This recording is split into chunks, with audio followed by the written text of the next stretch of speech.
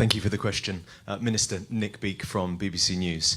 You talked about Prime Minister Modi's visit to Moscow last month, and a lot of people here were very upset to see that embrace between the two leaders. You know, in our part of the world, when people meet people, they are given to embracing each other.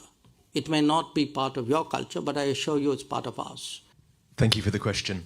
Minister Nick Beek from BBC News. You talked about Prime Minister Modi's visit to Moscow last month, and a lot of people here were very upset to see that embrace between the two leaders. Also, they were quite upset to see India overtake China in terms of the biggest importer of Russian crude oil. And also, they say they're disappointed that there hasn't been an explicit condemnation of the full-scale invasion of Ukraine. So, in light of that, I'm just wondering whether you had difficulty today persuading President Zelensky that India is not favouring Russia, but is indeed pursuing a policy of non-alignment. And secondly, because of that meeting in Russia last month, I think Prime Minister Modi is probably the most significant, influential world leader to have spoken to both sides recently. What personal role could he play in some sort of pursuit of peace? Regarding your question, you know, in our part of the world, when people meet people, they are given to embracing each other. It may not be part of your culture, but I assure you it's part of ours. So, in fact, today I think I saw the Prime Minister also embrace President Zelensky, and I've seen him do it with a number of other leaders in a number of other places. So I think perhaps we have a slightly cultural a gap here in terms of what these courtesies mean. In terms of you know, what you asked about the oil issue, look, you know, India is a big oil consumer. It's a big oil importer because we don't have oil. Now, it's not like there's a political strategy to buy oil. There is an oil strategy to buy oil. There's a market strategy to buy oil. So the figures of where we get our oil imports go up and down. It depends on the state of the market. But it would definitely, I think the fact that the market is tight, that today big suppliers like Iran and Venezuela, who used to supply India, are constrained from operating freely in the markets, I think is a factor which needs to be taken into account. Regarding you know, the conversation between the Prime Minister and President Zelensky, I think it was a perfectly convivial conversation. I think it was very constructive. I think there was a lot that we said which he heard with a great deal of attention. He knows that we mean well by Ukraine. He knows that, you know, we are today you know, very, very keen that this conflict should come to an end. And essentially what the message from our side to him, which, you know, which surely would have not come as a surprise to him, is that, you know, if there is anything that we can do in any way, you know, in sort of upfront or behind or supporting somebody, you know, it's the objective that we are interested in rather than the process. We are willing to do whatever we can because we do think that the continuation of this conflict is terrible for, obviously, for Ukraine itself and for the world as well. Hi sir, Rishikesh from Press Trust of India. So we have seen in the past that Ukraine side has made a very strong statement on the issue of India's import, especially on gas, energy or coal. So when today Prime Minister meets with President Zelensky, did President urge India to curb its imports from Russia? Okay. Can I take a few, because I'd like to cover as many people as possible. So Vishnu. Sir, Vishnu Shok from NDTV. Were there any specific proposals made by us, by India, to Ukraine in terms of a possible immediate path towards ending the conflict? So, question is specific proposals and immediate path. Specific Proposal? towards And to peace. the adjectives in question are specific proposal and immediate path. Yes, sir. Right, got it. You can take one more question. Yeah, sure, I'll take 3. Ukrainian channel, 1+1 Media. I have 2 questions. The first question is, India didn't position itself as a negotiator between Ukraine and Russia. However, Bloomberg reports that your side is willing to deliver some message from Russian side to Ukrainian. Was there any specific message today from Putin to Volodymyr Zelensky? And the second question, what is the stance of the India on Chinese peace plan? Because India respects Ukrainian territorial integrity, and it doesn't include it. It didn't include it in Chinese peace plan. Can I go with these 3 answers? Sir. Okay. So the first question, did the issue of India's energy trade with Russia come up? Yes, it did. I wouldn't say at great length, but what we did was to explain to the Ukrainian side what was the energy market scenario. The fact that today many energy producers are sanctioned, making the market potentially very tight, and why actually today there is a compulsion, in fact not just a compulsion, I mean why it is in the interest of the international economy as a whole that oil prices remain reasonable and stable. On Vishnu, your question, in a way, they kind of feed into each other. Look, I would put it this way. Clearly, we've been having our own thinking and discussions with many other countries. Also, because the Prime Minister was recently in Moscow, there were detailed discussions there, which we have been quite public about. So he shared, I think, many of the thoughts and the substance of these discussions. I wouldn't necessarily characterize it in the way in which you said Bloomberg had described it. But in turn, I think we heard from President Zelensky at some length what his own views were, about these issues, but what his own views were about the subject as a whole. I mean, not necessarily to anything which we may have told him, we may have heard in Moscow. So it was a very back and forth discussion.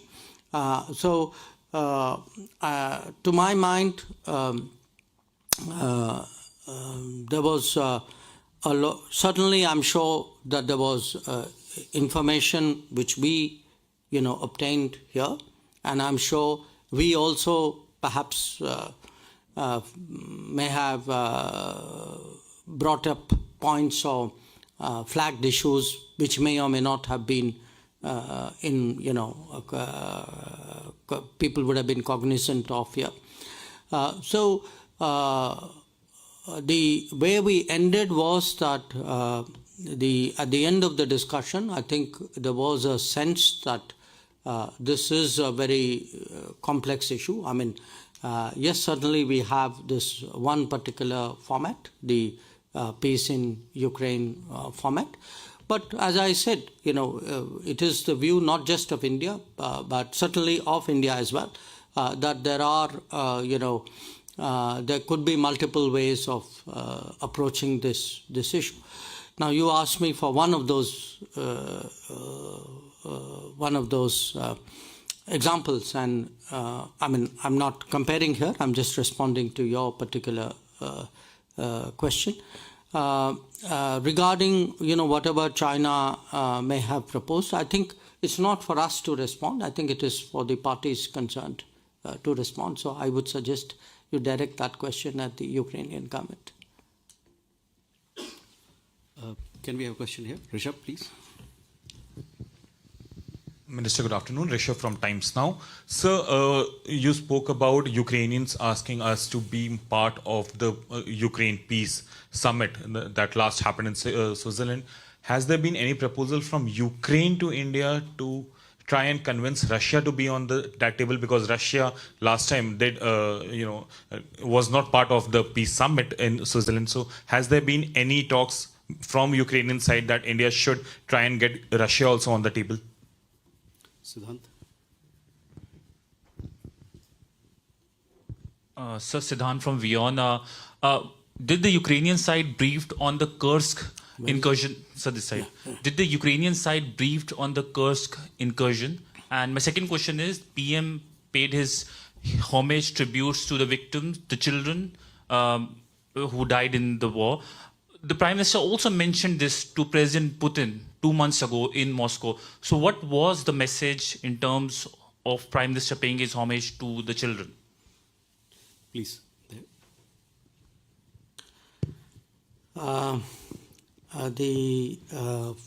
Yours was the first question. In terms of the Peace in Ukraine Summit,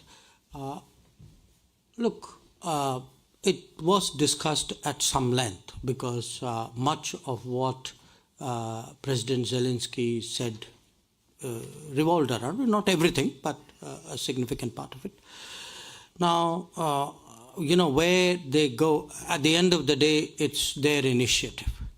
Okay, it is their initiative in which we have taken part. I mean, if you look at it from at every stage of that initiative, when it started in Copenhagen, his predecessor was there. Then the NSA went into Jeddah. The deputy NSA went to Riyadh and to Davos. Similarly, the hybrid formats in Doha, even at Bergenstock, we have been represented at that level. So we have been represented there, but we also agree on some parts of it and don't agree necessarily on all of it. So I think there was a very open discussion on this. Now, what will be the next steps? Who exactly will come? Will the Russians come in, not come in? That's really not an issue for us to take a call. I mean, that's an issue which presumably the government of Ukraine is dealing with. Siddhant, regarding your issue on Kursk, yes, I would say the military situation, including some recent developments, did come up for discussions. In terms of the visit, what you asked about the homage, particularly to the children. Look, in any conflict, obviously, any death is something which is, to put it mildly, regrettable. And if it is a civilian death, a humanitarian death, even more so. And if it is a child's death, even more so. So I think it is something which touches everybody. And even, when we were in Moscow, it is a subject on which the Prime Minister spoke publicly. So I think it was very natural for him to come and express that feeling in some kind of gesture. Yeah, sure. Jaishankar. विदेश मंत्री जी, आपने बताया कि 32 साल बाद राजनयिक रिश्ते के बाद प्रधानमंत्री पहली बार यहाँ पे भारत के आए. क्या रेसिप्रोकल बेसिस पे एक इनविटेशन राष्ट्रपति जेलेंस्की को भी दिया गया है, और अगर दिया गया है तो उनकी तरफ से क्या इस पे रिस्पांस रहा? Can I have a question here? Last. Thank you. The peace formula proposed by the Ukrainian president has already mentioned today, and I want to ask you how interested is India in participating in the implementation of this formula, and if yes, which of the 10 points of this formula would India be ready to support? And I have one more question. I want to ask you, what is India's position on the application of international sanctions against Russia, and under what conditions India would join a board sanctions regime or some part of it? Thank you. So, sort of. Just wanted to join the last question, if you don't mind, because I think you're being a bit unfair. There's somebody behind you who hasn't asked a question. With that, please. Good afternoon, sir. My name is Ashok from ANI. I have a question that Prime Minister Modi's visit to Ukraine has sent us positive sign to the world, including India. Will this is the favorable time for the Indian students to return Ukraine for their study? Okay. Who was the first question? Jaishankar. हाँ, आपका सवाल जो था, I'll do it in both Hindi and English. देखिए, ऐसा था कि पहली बार भारत के प्रधानमंत्री 1992 के बाद यूक्रेन आए हैं, तो ये अपने आप में इसका महत्व होता है. तो जैसे ऐसे समय में ये भी स्वाभाविक है कि प्रधानमंत्री जो हैं वो अपने होस्ट को, प्रेसिडेंट ज़ेलेंस्की को निमंत्रण देते हैं. इस बार उन्होंने दिया था, तो हमारी अपेक्षा है कि उनके सुविधा के अनुसार राष्ट्रपति ज़ेलेंस्की जो हैं भारत में उनका विजिट भी होगा. So essentially what I said was that Prime Minister was here for the first time after 1992. It is natural on such occasions that he extends an invitation, which he did in this case. So we expect that at some point, as per his convenience, President Zelensky will visit India. On the second question, the peace formula. Look, we've been involved and with the multiple meetings of the summit, starting from Copenhagen, as I said, at a very senior level. How to take it forward? I think there is a diversity of views. I mean, there is a diversity of views, not just involving India. I think many other countries who have also taken part in this summit have their particular views on how to take it forward. Now, what we heard from the Ukrainian side today was their view and, their expectation on how to go forward, which, is understandable. But I think in terms of our view is that any exercise, if it has to be productive, will naturally have to involve the other party concerned. I mean, it cannot be obviously, a completely one-sided or a one effort which would fructify. Regarding sanctions issue, I would say, look, generally, in India we do not impose sanctions on any country. It's not part of our political diplomatic history. If at all there are sanctions, I mean, we generally look at UN sanctions. Those are the sanctions that we respect. In terms of the last question, students, look, at the peak, there were more than 20,000 students here. Obviously, 2022, many of them went back. Some have come back. They come back because, there are various academic compulsions on them.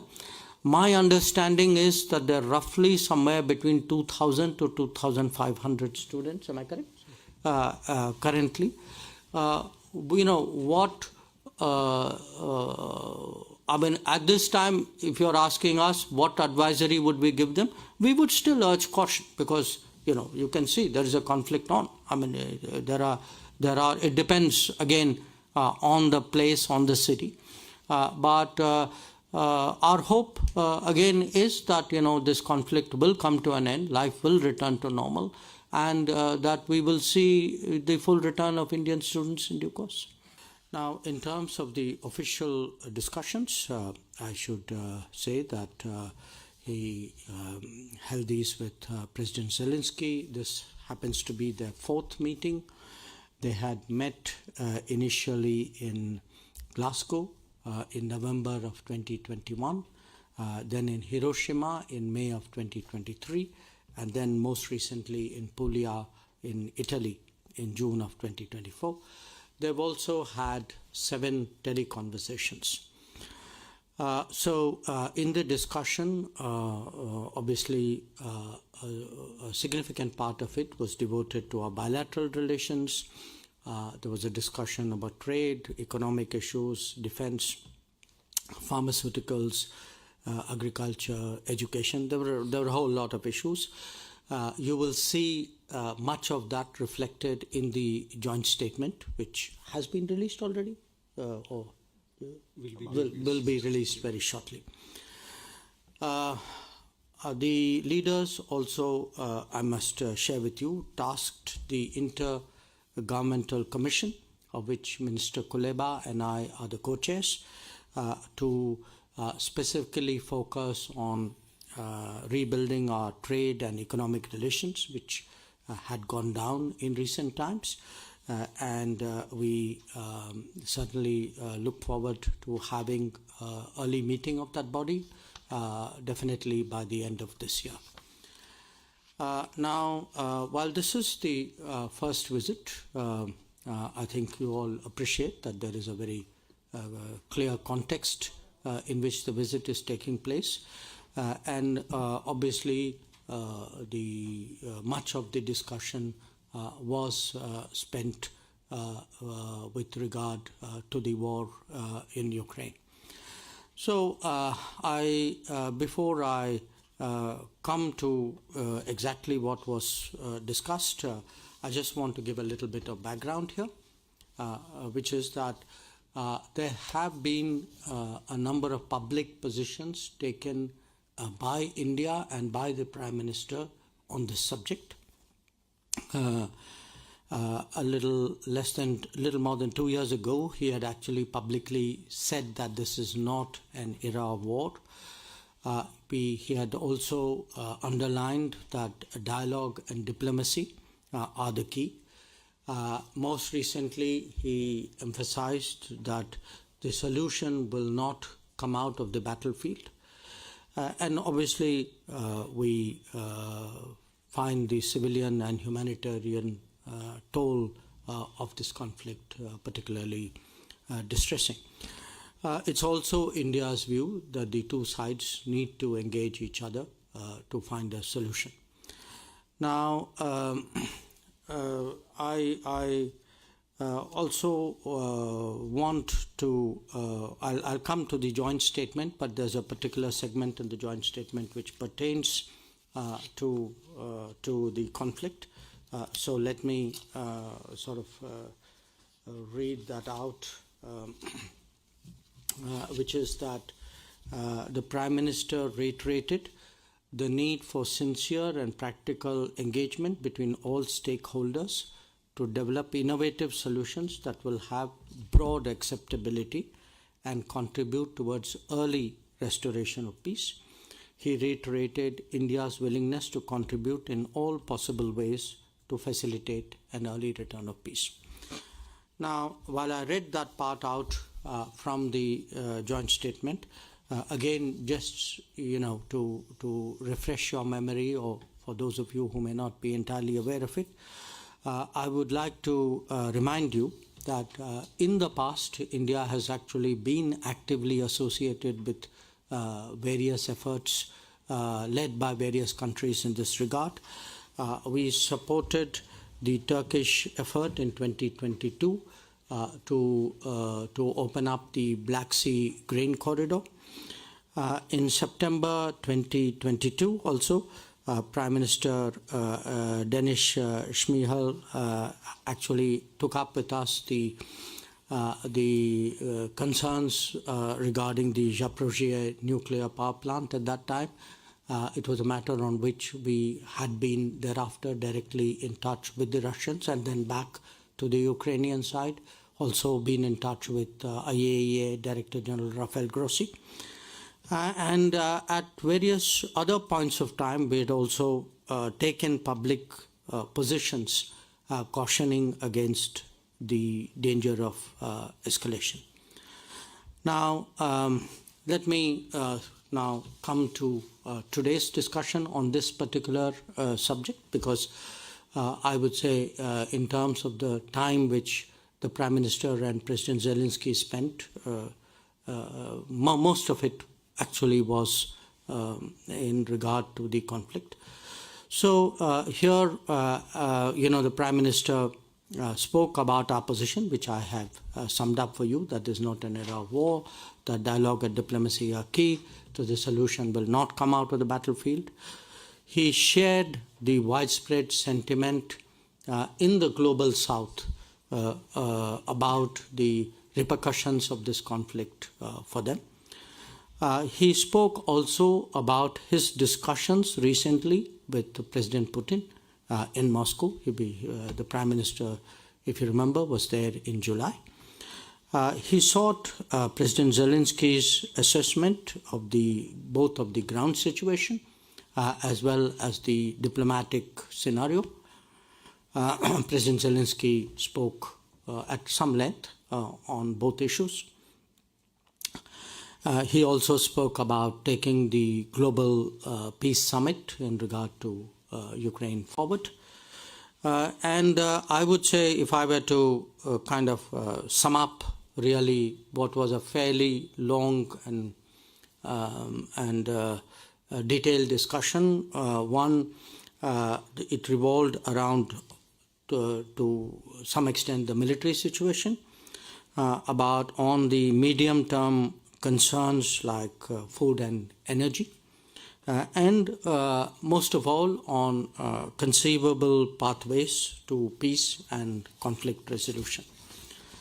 I would say, I'm sure the Ukrainian side will do its own briefing, but in fairness, I would sort of sum up their position as saying that they clearly wanted a continued involvement of India with the Global Peace Summit. There was also a discussion about what could be effective ways of taking these discussions forward, not necessarily within the format of the summit. There are obviously multiple possibilities here and multiple views about those possibilities. So what I can say is that it was a very detailed, a very open, in many ways a very constructive discussion. And if there is any further development in that regard, we will obviously keep you all informed. With regard to other issues, I think the best that I would do, because we have a paucity of time, would be to refer you to the joint statement. I'm summing it up very succinctly. I'm not touching all points, but in the joint statement, I want to emphasize that the Prime Minister and the President reiterated their readiness to further cooperation in upholding principles of international law, including the UN Charter, such as respect for territorial integrity and sovereignty of states. As I said, they spoke about the summit on peace in Ukraine. The last meeting was in June of 2024.